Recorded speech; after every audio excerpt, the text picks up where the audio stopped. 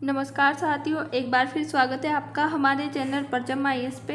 तो आज हम बात करने वाले हैं आरक्षण और जनरल कोटा, यानी कि जो हमारा रिजर्वेशन है वो भी जनरल कोटा, जनरल कैटेगरी में। तो उसके ऊपर सुप्रीम कोर्ट का ताज़ा फैसला क्या आया है उसके बारे में आज हम बात करने वाले। आरक्षण लाभ लेने वाले उम्मीदवारों को जनरल कोटा में नौकरी नहीं मिलेगी। तो आइए जानते हैं, आज हम हमारे आरक्षण के बारे में बात करते हैं कि सुप्रीम कोर्ट का जो हालिया फैसला आया है उसके बारे में क्या है क्या नहीं है। तो भारत में आरक्षण व्यवस्था ऐतिहासिक सामाजिक असमानता को दूर करने और पिछड़े वर्गों को समान अवसर देने के लिए लागू की गई है। जैसा कि हम जानते हैं कि प्राचीन समय में जो शूद्र लोग थे या जो भी पिछड़े हुए लोग थे उनको बिल्कुल भी, जो हमारी ट्राइब्स थी, जो भारत के मूल निवासी हैं, उनको बिल्कुल भी अधिकार नहीं थे। उनके साथ बहुत सारे बुरे व्यवहार हुए थे। उन्हीं में से एक जो हमारे संविधान के निर्माता डॉक्टर भीमराव अंबेडकर, वो भी उन्हीं में से एक है, जो कि उनको ये साथ भेदभाव हुआ था बहुत बुरी तरीके से। और उन्होंने हमें एक संविधान दिया जिसके थ्रू हम आज जितने भी शूद्र लोग हैं, आरक्षण वाले लोग हैं, जो ट्राइब्स है, वो अपने हितों की बात उस संविधान के थ्रू सुप्रीम कोर्ट में या किसी भी व्यक्ति से वो इस चीज़ पे बात करने के लिए आज आज़ाद है। इसमें SC, ST, OBC और EWS वर्गों को नौकरी व शिक्षा में आरक्षित सीटें मिलती है।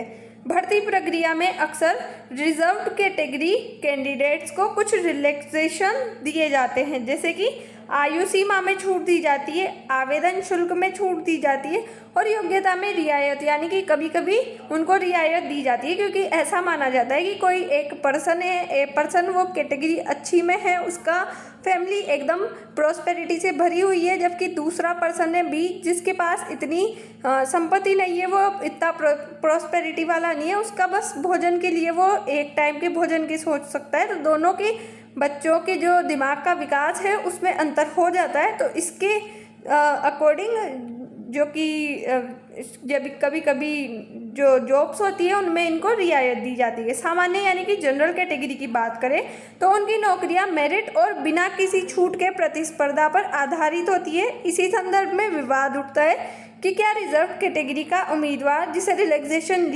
लिया है जनरल कैटेगरी की नौकरी में शामिल हो सकता है या नहीं। तो सुप्रीम कोर्ट का ताज़ा निर्णय क्या है इसके बारे में हम बात करते हैं। तो सुप्रीम कोर्ट ने कहा कि आरक्षित वर्ग यानी कि SC, ST, OBC के उम्मीदवार यदि उन्होंने भर्ती प्रक्रिया में कोई रिलैक्सेशन जैसे कि आयु सीमा, आवेदन शुल्क या अन्य छूट लिया है तो वे जनरल यानी कि अनरिजर्व्ड कोटा की सीटों पर दावा नहीं कर सकते हैं। यानी कि उच्च अंक, हाई मेरिट प्राप्त करने पर भी उन्हें जनरल कैटेगरी में जगह नहीं मिलेगी। उसी के साथ अदालत ने स्पष्ट किया कि भर्ती ने नियम यानी कि रिक्वायरमेंट, रूल्स, नोटिफिकेशन ही अंतिम आधार होंगे। ये जो है सुप्रीम कोर्ट का फैसला है। उसी के बाद जैसे कि हम एग्जाम्पल की बात करें तो रेलवे प्रोटेक्शन फेस भर्ती केस और उसके बाद स्टैंडिंग ऑर्डर नंबर 85 के तहत नियम की रिलैक्सेशन लेने वाला उम्मीदवार जनरल कोटा के लिए एलिजिबल नहीं होगा। सुप्रीम कोर्ट ने इस नियम को सही और अवैध माना है। उसी के साथ standing order number 85 RPF requirement rules, ये क्या है। तो ये आदेश रेलवे प्रोटेक्शन फोर्स RPF की भर्ती प्रक्रिया को नियंत्रित करने के लिए जारी किया गया था। इसमें भर्ती के दौरान ST, SC, OBC, EWS उम्मीदवारों के लिए आरक्षण और छूट यानी कि रिलैक्सेशन की शर्तें तय की गई थी। इसके मुख्य प्रावधान थे कि जिसमें पैराग्राफ 14F में साफ लिखा गया था कि यदि कोई उम्मीदवार आरक्षण का लाभ लेता है जैसे कि आयु सीमा में छूट या अन्य रिलैक्सेशन लेता है तो उसे जनरल अनरिजर्व्ड कोटा की रिक्तियों के लिए पात्र नहीं माना जाएगा। इसका जो मेन पर्पस था वो क्या था, तो जनरल कैटेगरी की सीटें केवल उन्हीं उम्मीदवारों के लिए रखी गई है जो बिना किसी छूट के जो कि compete करते हैं। उसके साथ रिजर्व्ड कैटेगरी के उम्मीदवारों को अपना रिजर्व्ड कोटा सुरक्षित है। इस तरह जनरल सीट्स पर दोहरी प्रतिस्पर्धा यानी कि डबल बेनिफिट को रोका जाता है। सुप्रीम कोर्ट का निर्णय था कि SC ने माना कि स्टैंडिंग ऑर्डर नंबर 85 वैध और लागू है। इसका मतलब जो रिजर्व्ड कैंडिडेट रिलैक्सेशन लेता है वो जनरल कोटा में नहीं जा सकता, चाहे उसके अंक ज़्यादा हो। तो ऐसे नियम लिए गए हैं। और industrial employment standing order act 1946, तो इसका मामला था कि जो रेलवे प्रोटेक्शन फोर्स है यानी कि आरपीएफ भर्ती में एक विवाद उठा था। तो SC ST उम्मीदवारों ने अधिक अंक प्राप्त किए थे और जनरल कोटा में कंसाइडर होने की मांग की थी कि जब हमने अधिक अंक प्राप्त किए तो हमें जनरल फाइट करने दीजिए। उन्होंने भर्ती प्रक्रिया में एज रिलैक्सेशन का लाभ लिया था। उसी के साथ इसके नियम क्या थे, तो स्टैंडिंग ऑर्डर नंबर 85 के तहत प्रावधान है कि रिलैक्सेशन लेने वाले उम्मीदवार जनरल कोटा की सीटों पर पात्र नहीं होंगे। और सुप्रीम कोर्ट का फैसला भी आया था कि इस नियम को वैध और उचित मानना होगा। सुप्रीम कोर्ट ने इस नियम को वैध ठहराया था। उसी के साथ उन्होंने कहा था कि जनरल कोटा केवल जो कि बिना छूट वाले कैंडिडेट्स के लिए है, जबकि रिजर्व्ड कोटा रिलैक्सेशन और आरक्षण पाने वाले कैंडिडेट्स के लिए है।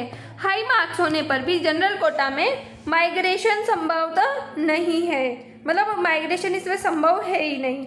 उसके बाद सुप्रीम कोर्ट का तर्क है कि आरक्षण और छूट का उद्देश्य क्या है, तो पिछड़े वर्गों को अवसर की बराबरी दिलाना, न कि जनरल कोटा में अतिरिक्त लाभ देना। इसका जो है एक उद्देश्य है। यदि कोई उम्मीदवार आरक्षण का लाभ लेता है तो वो जनरल कोटा में शामिल होकर दोहरा लाभ नहीं ले सकता। जनरल कैटेगरी की सीटें केवल उन्हीं उम्मीदवारों के लिए हैं जो बिना किसी छूट के प्रतिस्पर्धा करते हैं। मेरिट अलोन जनरल कोटा में मान्य है, यानी कि रिलैक्सेशन लेने पर कैंडिडेट रिजर्व्ड कोटा तक सीमित रहेगा। अदालत ने मतलब ये चीज़ें एकदम क्लियरिटी के साथ कही। उसी के बाद अदालत का सिद्धांत है कि रूल्स ही अंतिम आधार है। भर्ती अधिसूचना में जो लिखा है वही लागू होगा।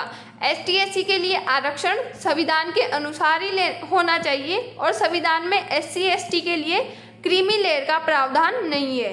ये जो है अश्विनी वैष्णव वो जो कि ऐसी सूचना देते हैं, क्योंकि क्रीमी लेयर की अगर हम बात करते हैं वो सिर्फ और सिर्फ हमें OBC में देखने को मिलती है। सकारात्मक पहलू क्या है इसके, तो रिजर्व्ड कोटा को सुरक्षित रखने में इसका जो मदद मिलेगी और जनरल कोटा की मेरिट लिस्ट जो पारदर्शी होगी वो रहती है। भेदभाव कम करने का इसमें एक प्रयास हमें देखने को मिलता है। इसके नेगेटिव जो इफ़ेक्ट्स हैं तो वो क्या होंगे, high scoring reserved candidates general quota से बाहर रह सकते हैं और मेरिट का पूरा लाभ नहीं मिलता है। और युद्ध में जो हमारे युवा हैं उनमें असंतोष की भावना हमें यहाँ देखने को मिलती है।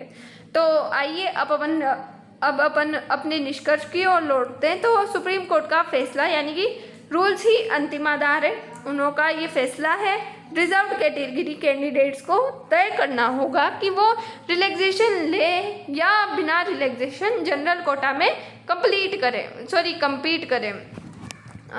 तो पारदर्शिता और समान अवसर सुनिश्चित करने का इसमें एक प्रयास हमें देखने को मिलता है जो सकारात्मक है।